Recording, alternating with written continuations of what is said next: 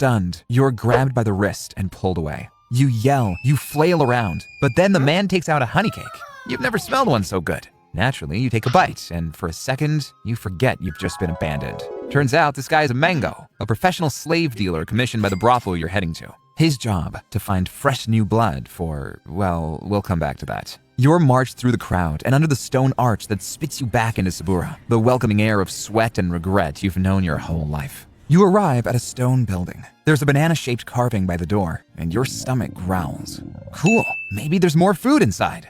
Inside is no cake, but the smell of smoke, wine, and incense hits your nose. The walls are painted with people that look like they are, wrestling, and there's enough bottles of olive oil laying around that would make even Diddy blush.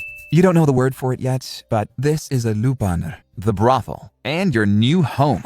An older woman appears from the smoke like a statue, tall, wrapped in layered linen, the color of old wine.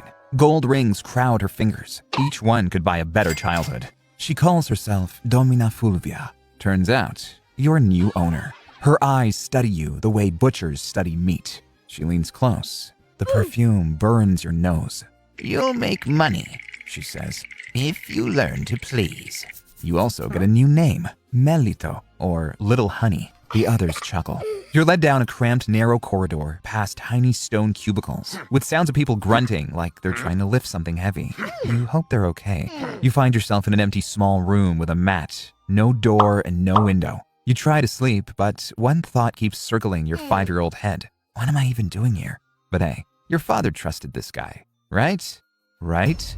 Next morning, you find out why. You've been chosen to be a scortum, and they hand you another honey cake. No idea, but maybe not so bad. You get a bath, first one in weeks. Bathed in olive oil, scrubbed till you shine. They shave you before the hair even grows. Your job, they say, is to ease the stress of others.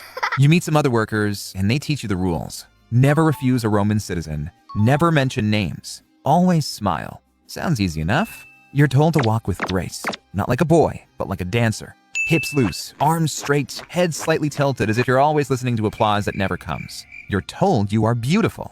Yeah, weird flex, but okay. First, you just serve wine. You refill cups, wash linens, mop the floor where others have bled? Oh, a lot of people bleed here for some reason. But the customers notice you. They always do. The jokes turn to touches. The touches turn to commands. Come here, houseboy, they call you. They say the gods made boys like you to remind them of beauty. You're 5. Maybe they mean that in a good way? Months turn to years, and the chores keep coming. You know the routine now and spend your time cleaning up after other workers', messes. The Domina says we need to prep you for your big day. You get excited because, well, you think this is a fun surprise. They start stretching your hips to make you more flexible, and you learn how to dance. You have never danced before. You stop asking questions. You stop remembering home.